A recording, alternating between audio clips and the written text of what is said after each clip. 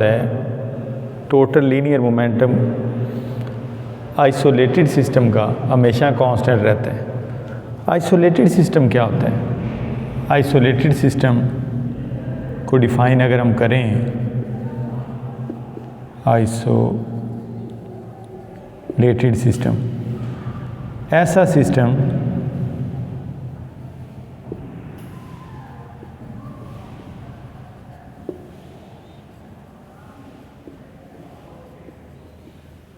जिसमें कोई external force नहीं अप्लाई होती।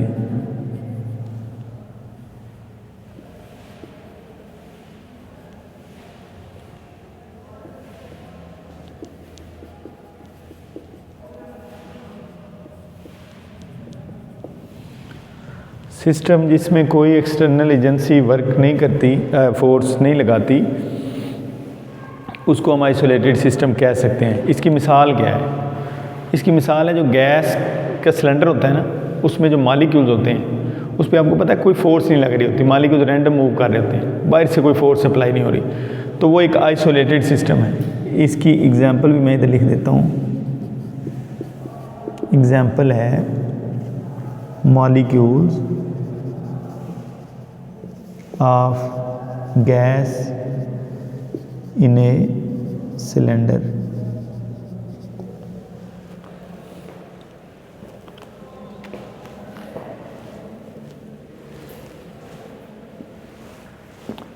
ठीक हो गए?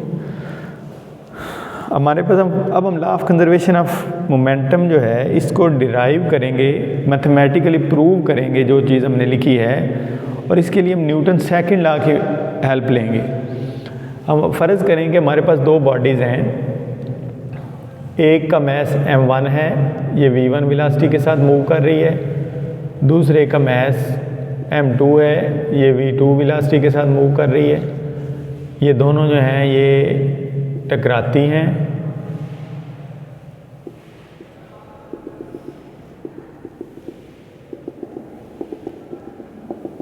कुलयन हुआ, कुलयन के बाद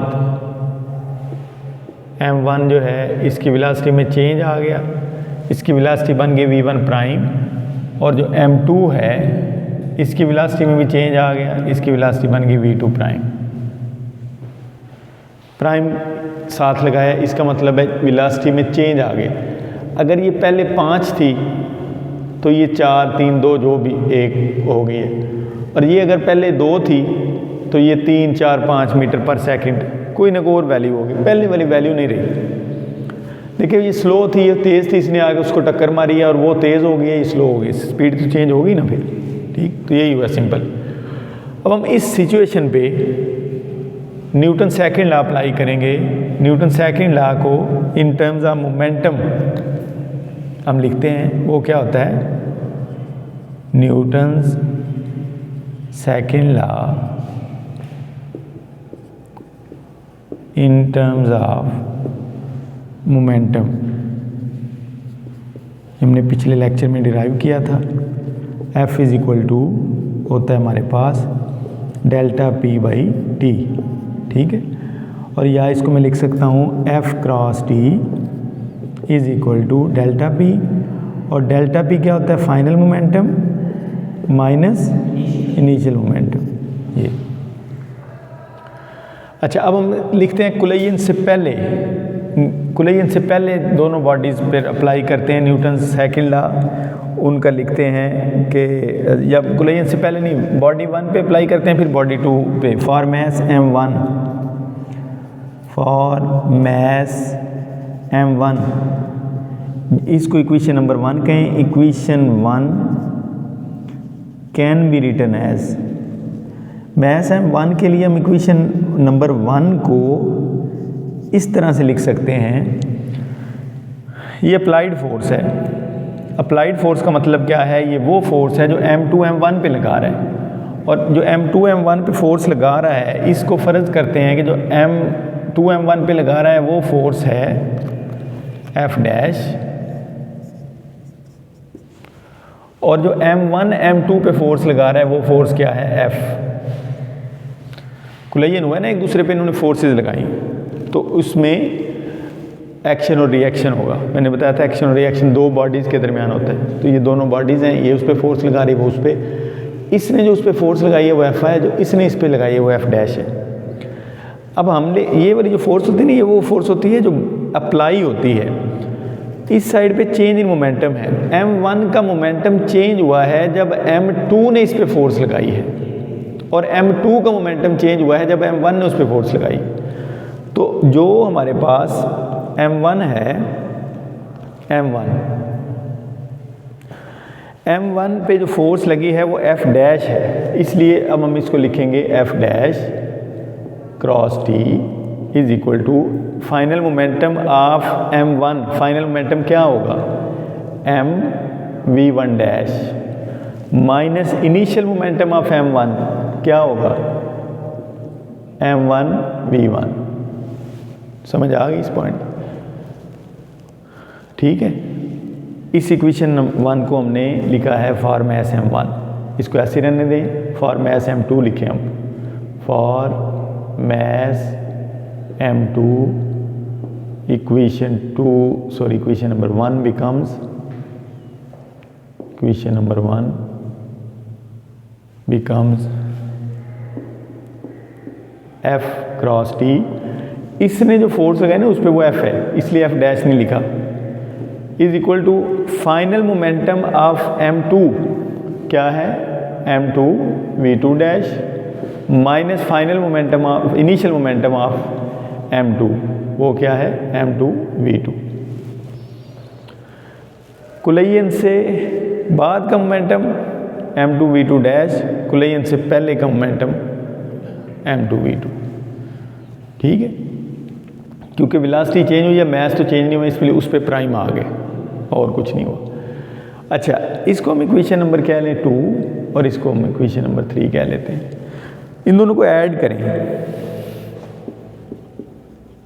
एड इक्वेशन 2 एंड इक्वेशन 3, तो ये क्या हो जाएगा, f dash cross t plus f cross t, दोनों को ऐड किया, लेफ्ट हैंड साइड में ऐड होगी, राइट हैंड साइड में ऐड होगी, लिखेंगे m1 v1 dash minus m1 v1 plus m2 v2 dash minus m2 v2।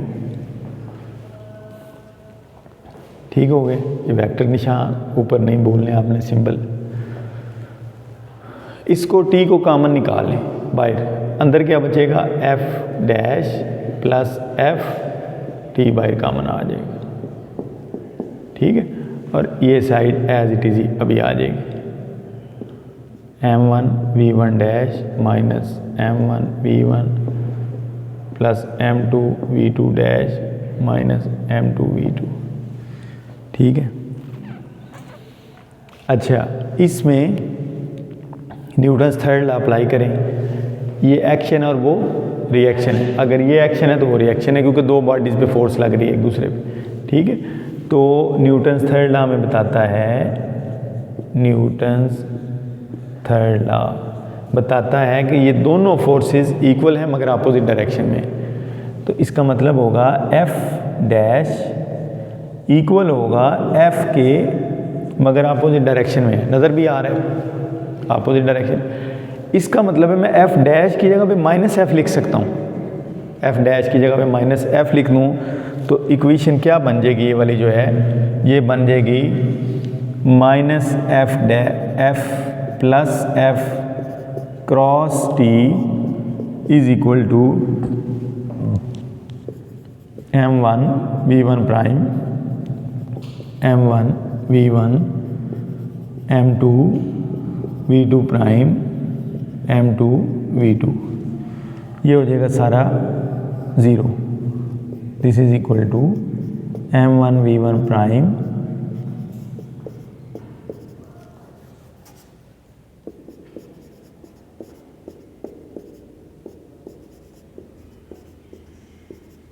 ये। ठीक है, ये कैंसिल हो जाएंगे ना, लेफ्ट साइड 0 होगी। अच्छा, इनमें से जो माइनस वाले हैं ना दोनों, उनको उठा के इधर ले आए इस साइड पे, तो ये क्या बन जाएगा हमारे पास ये बन जाएगा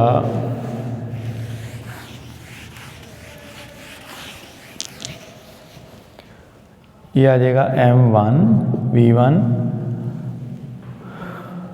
plus m2v2 m1v1 prime m2v2 prime. ठीक हो गए।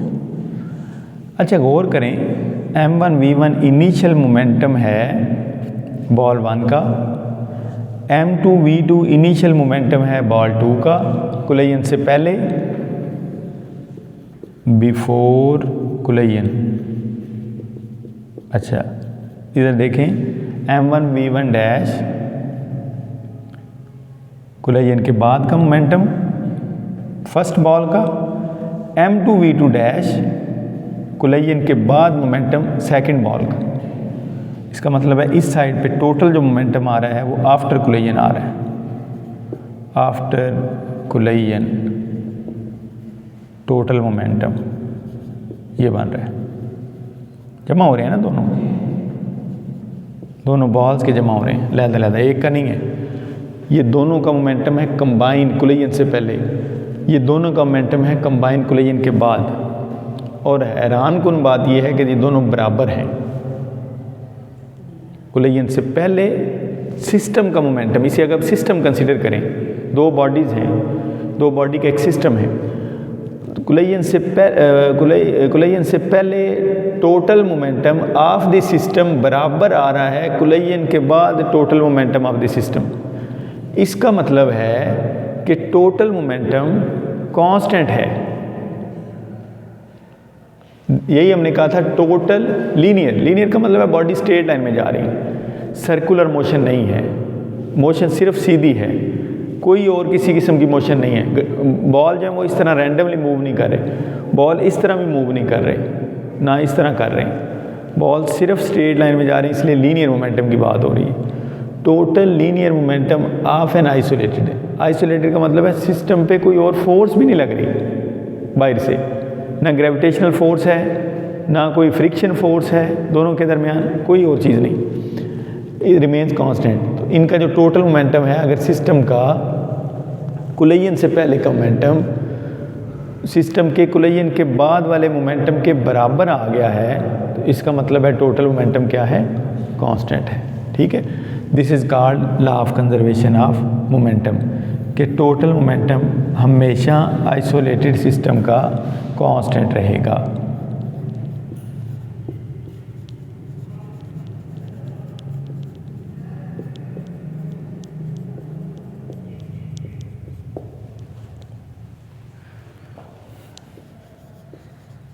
इज़ ऑलवेज कांस्टेंट लिखना चाहिए। स्टेटमेंट नहीं है, ये स्टेटमेंट वही है जो ऊपर लिखी है, ये जो हमने रिजल्ट निकाला है मैंने उसको लिखा है सिर्फ। ठीक है, अंडरस्टैंड। ये बड़ा इंपॉर्टेंट टॉपिक है, लॉन्ग क्वेश्चन में बहुत ज़्यादा आ सकता है, बहुत ज़्यादा दफ़ा आया भी है। और इसमें एक चीज़ का ख्याल रखना है, वो है वेक्टर्स। मैंने किसी जगह पे वेक्टर्स मिस नहीं किए वेलोसिटी और फोर्स के ऊपर, वेक्टर्स का ध्यान रखना है। बुक वाले ने उसको बोल्ड किया हुआ है, इस चीज़ का भी उसने वेक्टर्स को बोल्ड करके शो किया हुआ है। बुक के ऊपर आप वेक्टर इस तरह से ना लगाएं, बुक वाला जब भी वेक्टर लिखेगा ना वो उसको बोल्ड कर देगा, हम जब वेक्टर लिखेंगे हम एरो लगाएंगे।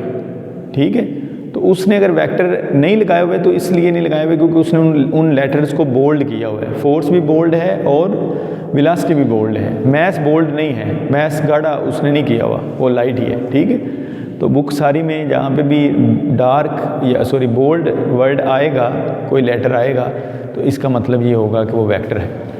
ठीक है, अंडरस्टैंड। ओके जी।